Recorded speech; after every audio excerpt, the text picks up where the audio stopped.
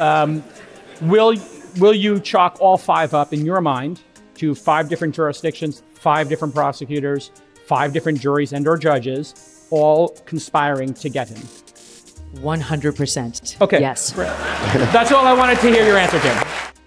I'll tell you one thing for sure. If I ever get into a pinch, I want Megyn Kelly to be in my corner. Ride or die, remember?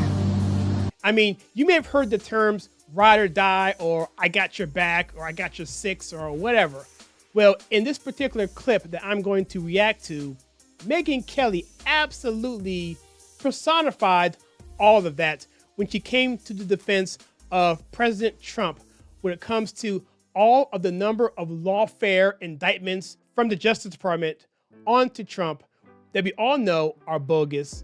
And yet she was able to take all of this nonsense and put it into a nice summary, out notes without anything, but formulated it and just destroyed this poor woke interviewer's world. And what makes this all the more satisfying is if you know the history between Megyn Kelly and Donald Trump, you know that it's not the best history.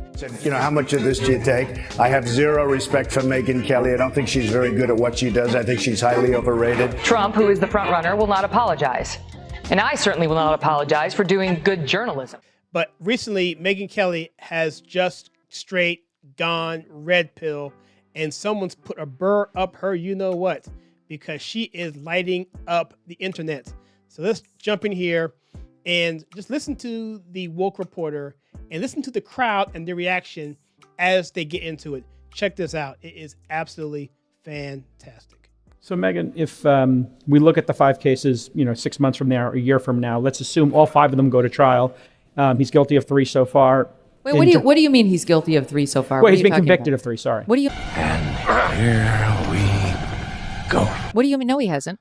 I love this. E. Jean Carroll was guilty. That was not a conviction. That was a civil case. Okay, well, yes, so that's what I'm talking about. So that okay, but there's a big difference. It's still he was convicted. He was guilty of that. He got a settlement. So you see, he's already starting off pretty badly right there because the audience is like, okay, come on, dude. And this is I think this is about, I'm not sure how long this particular forum was. It was a few hours, but this is toward the middle end of it. And the crowd was really much into this particular segment. So let's keep going. Yeah, and the Trump organization, they're guilty there. That, again, was still civil, libel. Yes, of course. But these are the cases we're talking about. I'm sorry. I know I do this a lot, but I just got to jump in here. He says guilty and all these different things because it's these buzzwords that the left uses. They are so good at forming language in a way that fits their narrative. In our last video, we talked about a Charlie Kirk interaction with a woke student, and we talked about how the left does this mantra called, well, it's not really about the issue. It's really about the revolution. It goes back to an SDS, which is a Student for Democrat Society, I believe it was in the 60s, a Marxist organization, which didn't care about the issues.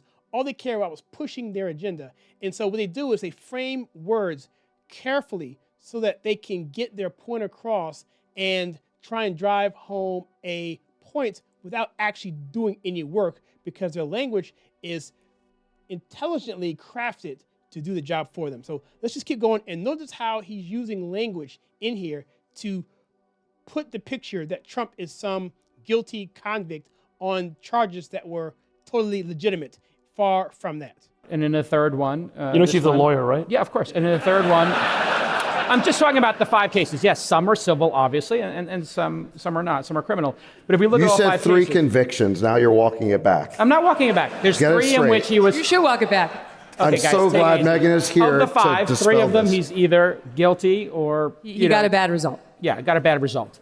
There are 2 more. If he is found guilty of those 2 more, Megyn, and 5 of 5, he had a bad result. Way to frame it. Will you chalk all 5 up in your mind to 5 different jurisdictions, 5 different prosecutors, 5 different juries and or judges, all conspiring to get him? 100%. Okay. Yes. That's all I wanted to hear your answer to. I love it. And see, what he's trying to do is he's trying to get her into a gotcha situation. Because I'm telling you what's happening here. I mean, if he's not doing it personally, he's doing it from the way that the media has been framing this. Certainly, if Trump has had all of these trials and convictions and indictments and all this stuff, well, obviously he's guilty for something. I mean, come on. You mean to tell me that all this stuff, that he's had some kind of conspiracy about this happening to him, that he's just this victim and he's totally innocent? And Megyn Kelly basically says yes. And I love it because it really, the preposterous nature in which he's actually framing this is, in a way, shaping it like, obviously, this can't be true, but then by her emphatically saying, quantifiably, not dancing around the issue, saying yes, it is because they were trying to get him, makes it even more powerful and even more credible because anyone can go out and see for themselves. And that's what I like about this, because she stood her ground. Anybody can go see for themselves and verify this. Fantastic. I wanted to hear your answer, Tim. 5 of 5 different jurisdictions. Yeah. You think it's all lawfare? Megyn Kelly, they changed the law so that she could bring a civil lawsuit against him, and she did. New York went 87% for Joe Biden. That fix was in right from the start. The fraud trial that Letitia James brought against him has never been brought. There's no victims. The banks who were involved said, we didn't lose a penny. What are we doing here? We weren't damaged. Nobody was complaining except Tish James, who ran for office saying, I will get him. Then you have Alvin Bragg, who's a George Soros-funded prosecutor who doesn't like to prosecute any crime in New York City, where I lived for 17 years, except if your name is Donald Trump. Let's go down to Georgia, where Fani Willis and Nathan Wade couldn't keep their libidos in check long enough to actually bring this case against Donald Trump.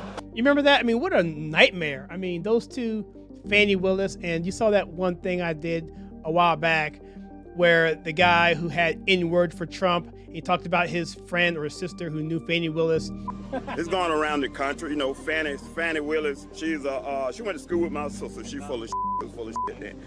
Hilarious. Anyway, I'm sidetracked here, but let's keep going. It's a repeat of what was happening in January 6th up in the case with Judge Chutkan, who loathes Trump and has sentenced almost every J6 defendant to way more jail time than their counterparts would get. Those are falling apart because of presidential immunity, which was handed down by the Supreme Court, who said you cannot bring a criminal case against a sitting president for any official act. Those cases have been gutted. Also a Supreme Court ruling saying the same on January 6 defendants in general. And that leaves us with Florida and the documents. And Trump has torn that apart because Jack Smith wasn't properly appointed and isn't the right counsel. But there are other issues. They haven't even gotten to presidential immunity there. And so that one's going nowhere as well. And by the way, they're going to appeal it up to the 11th Circuit. She just threw it out. The 11th Circuit is conservative, and thank God so is the current Supreme Court. They're not going to tolerate that nonsense. Let me ask you about...